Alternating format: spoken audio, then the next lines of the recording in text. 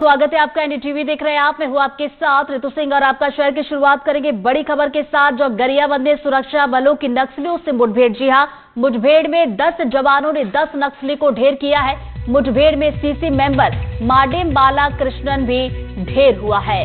तो बड़ी खबर आप तक पहुंचा रहे हैं। गरियाबंद में सुरक्षा बलों की नक्सलियों से मुठभेड़ हुई है। बड़ी सफलता यहां पर हाथ लगी है।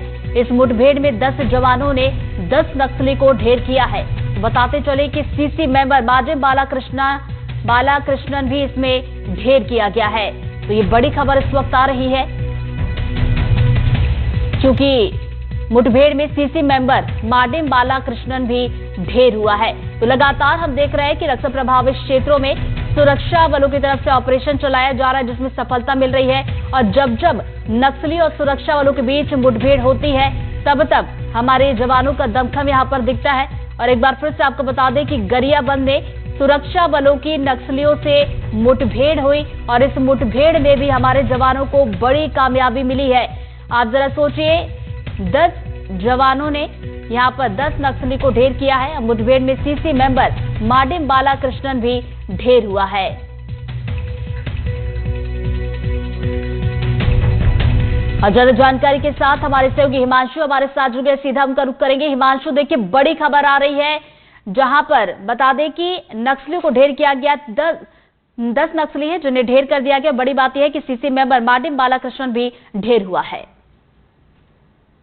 जी देखिए, मैं बता दूं, आज सुबह से ही सुरक्षा बलों को इनपुट मिला था। उसके आधार पर जो शोभा थाना क्षेत्र है, वहां के जंगलों पर सर्चिंग करने सुरक्षा बल निकली थी, जहां पर घात लगाकर बैठे नक्सलियों ने हमला किया और सुरक्षा बल और नक्सलियों दोनों तरफ से फायरिंग शुरू हो गई। जिसके बाद शाम तक जो आंकड़ा हमारे जो सूत्रों ने बताया कि शाम के 5 बजे तक लगभग 10 नक्सलियों के मारे जाने की खबर है, जिसमें सीसी मेंबर भी है एक बड़ा, और इसके अलावा एक और बड़ा नक्सली, कैडर का जो बड़ा नक्सली है पांडू, उसके भी मारे जाने की खबर आ रही है। हालांकि अभी भी जो नक्सली और सुरक्षा बलों के बीच में शोभा के जंगलों में मुठभेड़ जारी है और सुरक्षा बलों के जो हमारे सूत्रों हैं उन्होंने बताया है कि ये आंकड़ा सुबह तक और भी बढ़ सकता है। और मैं आपको बता दूं कि अभी लगातार गरियाबंद में नक्सली डंप भी पुलिस बरामद कर रही है और नक्सलियों के खिलाफ लगातार उनका जो कार्रवाई है वो चल रही है। जनवरी में भी हमने देखा 16 नक्सलियों को मारा गया था। वो काफी बड़ा गरियाबंद में पहला ऐसा मामला था जिसमें 16 नक्सली मारे गए हैं। उसके बाद ये दूसरा बड़ा एनकाउंटर है जिसमें आज 10 नक्सलियों के मारे जाने की खबर है और सुबह होते तक ये 10 से भी आंकड़ा ज्यादा बढ़ सकता है। जी हिमांशु, कब ये मुठभेड़ शुरू हुई थी, कितना वक्त हो गया है मुठभेड़ होते हुए? साथ ही साथ इलाके की अगर मैं बात करूं, इस बारे में अगर आपके पास जानकारी हो तो वो भी साझा करें कि जहां पर सुरक्षा बल के जवानों नक्सलियों के बीच मुठभेड़ चल रही है, वो इलाका आखिर कैसा है? देखिए, अभी शोभा थाना क्षेत्र का जो एक जंगल है वहां पर ही मुठभेड़ चल रही है और वो जो क्षेत्र है वो उड़ीसा बॉर्डर से लगा हुआ है। इसके अलावा बस्तर से भी वो जुड़ा हुआ है और वो पहले नक्सलाइट एरिया के रूप में जाना जाता था। वहीं पर अभी मुठभेड़ चल रही है और मुठभेड़ चलते लगभग 12 घंटे से अधिक का समय हो गया है। सुबह से सुरक्षा बल के जवान निकले थे और उनकी मुठभेड़ शुरू हुई थी। फिर अभी अंधेरा होने के बाद भी बताया जा रहा है कि नक्सली और सुरक्षा बलों के बीच में मुठभेड़ जारी है और लगातार रुक-रुक फायरिंग की आवाजें आ रही है। हिमांशु, जरा ये भी बताइए कि रूटीन सर्चिंग के लिए जवान निकले हुए थे या फिर नक्सलियों के मौजूदगी की जानकारी जवानों को मिली थी जिसके बाद उन्हें रवाना किया गया? जी देखिए, एक इनपुट भी था सुरक्षा बलों के पास कि नक्सलियों के मौजूदगी की खबर भी थी। इसके अलावा और चलिए इसी पर मैं आपसे जवाब पूरा बाद में लूंगी। हिमांशु, विकास तिवारी हमारे सहयोगी हमारे साथ जुड़ गए। सीधा हम का रुख करे थे। विकास, जल्दी से बताएं कि आपके पास क्या कुछ नया ताजा अपडेट है इस पूरे मामले में। 10 नक्सलियों के मारे जाने की खबर आ रही है, आपके पास क्या अपडेट है? क्या इसकी पुष्टि हो गई है? देखिए, पुलिस के अधिकारी अभी इस पर कोई भी बयान देने को तैयार नहीं, जिसके लिए वजह यह है कि अभी भी जवान मौके पर मौजूद है। अगर आपको याद हो कि चलपति के जो मुठभेड़ हुई थी गरियाबंद इलाके में, जिसमें चलपति सेंट्रल कमेटी के सदस्य को मारा गया था, उस वक्त भी सबसे लंबे समय की मुठभेड़ हुई थी जिसमें लगभग 72 घंटे तक वो मुठभेड़ चली थी। कमोबेश वैसी स्थिति एक बार फिर से गरियाबंद में निर्मित हुई है। सफलता बड़ी मिली है। हालांकि माडेम बालकृष्ण उर्फ भास्कर जो है, जिसको मार गिराया गया है, और साथ ही साथ एक और एसजेडसीएम है जो कि उड़ीसा का स्टेट कमेटी का सदस्य रहा है, पांडू, उसे भी मार गिराया गया है। और साथ ही साथ निश्चित ही तौर पर अगर कोई सेंट्रल कमेटी का सदस्य है तो उसकी सुरक्षा में बड़ी संख्या में उनके जो सदस्य होते हैं, कमांडो होते हैं, वो वहां पर उपस्थित रहते हैं। और यही वजह है कि लगातार लंबे समय तक उस इलाके में मुठभेड़ चल रही है। अभी भी जो, हालांकि इस पर कोई भी पुलिस के अधिकारी ने बयान जारी नहीं किया, लेकिन मेरे पास जो सूचना निकल कर आ रही है वो इस तरह से कि मारे गए माओवादी की डेड बॉडी को भी देख लिया गया है और जानकारी भी कंफर्म हो गई है कि बालकृष्ण नहीं मारा गया है, लेकिन जो उसके साथी माओवादी हैं जो अभी भी बचे हुए हैं वहां पर, वो इस कोशिश में है कि फोर्स के हाथ में मारे गए माओवादी की डेड बॉडी ना लगे और वो अपने मारे गए सेंट्रल कमेटी के सदस्य को अपने साथ उसकी डेड बॉडी ले जाने में की कोशिश में है। लेकिन वही क्योंकि फोर्स को इस बात की जानकारी पहले से थी कि सेंट्रल कमेटी का सदस्य है उस इलाके में लगातार घूम रहा है और ये लंबे समय की प्लानिंग है, ऐसा नहीं कि 1-2 दिन में या अचानक की प्लानिंग है और इस सफलता मिली है।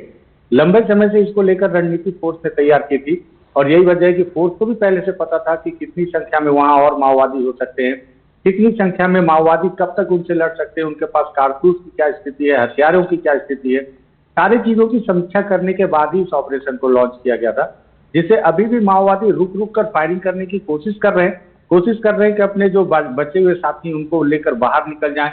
ये भी कोशिश कर रहे हैं कि मारे गए सेंट्रल कमेटी के सदस्य का जो शव है वो पुलिस के हाथ न लगे, लेकिन फोर्स ने उन्हें चारों तरफ से घेर कर रखा है। पूरी रात फोर्स वहीं पर रुकेगी और सुबह होने के बाद फिर से उस इलाके को घेर कर उस इलाके को छोटा करने की कोशिश करेगी।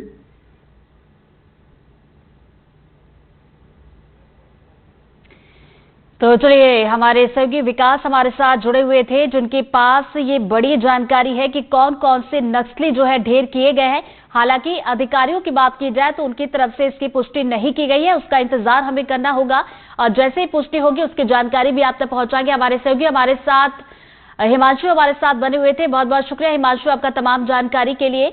और विकास जी हमारे साथ लगातार बने हुए, एक बार फिर से उनका रुख करना चाहूंगे। विकास जी, जिस इलाके में ये मुठभेड़ चल रही उसके बारे में भी मैं आपसे जानना चाहूंगी, चूंकि देखिए आप लगातार ग्राउंड पर पहुंचते हैं। उस इलाके की अगर मैं बात करूं तो किस तरीके का इलाका है, चूंकि अब रात हो चुकी है, अंधेरा वहां पर होगा, तो किस तरह की चुनौतियां वहां पर होंगी?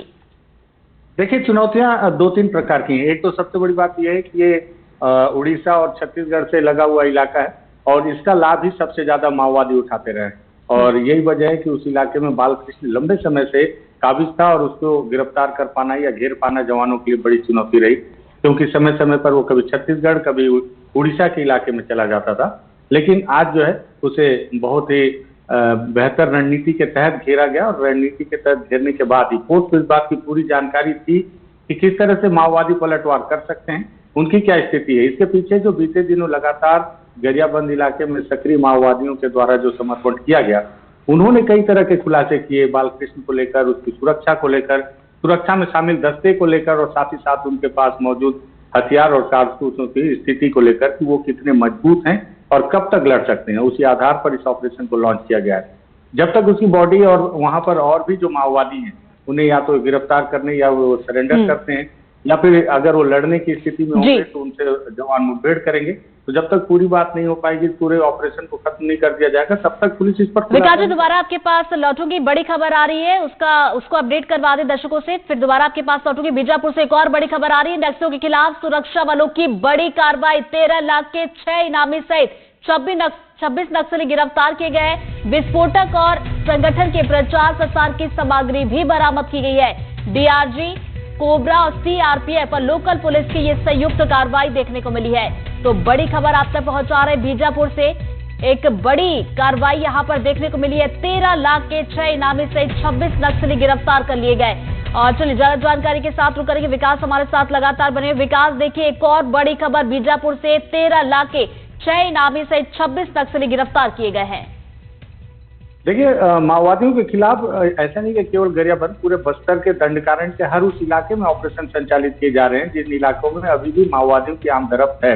और इसका एक नतीजा बीजापुर में भी देखने को मिला है, जिसमें 13 लाख के कुल 6 इनामी नक्सली और कुल 26 माओवादियों को गिरफ्तार किया गया। इनमें 6 माओवादियों पर 13 लाख का इनाम घोषित होने की जानकारी पुलिस ने बताई है। और ये बीजापुर के अलग अलग इलाके से सीआरपीएफ, कोबरा और डीआरजी की अलग अलग कार्रवाइयां हैं। तो बीजापुर के अलग अलग इलाके से इन माओवादियों को गिरफ्तार किया गया है। इनके पास से विस्फोटक सामग्री और माओवादियों के प्रचार की सामग्रियां भी बरामद की गई हैं। फिलहाल सभी के खिलाफ अलग अलग थाने में मामले भी दर्ज किए गए हैं और उसी आधार पर इनके खिलाफ कार्रवाई करके न्यायालय में पेश किया, जहां से सभी माओवादियों को जेल भेज दिया गया है। फिलहाल बड़ी सफलता है ये।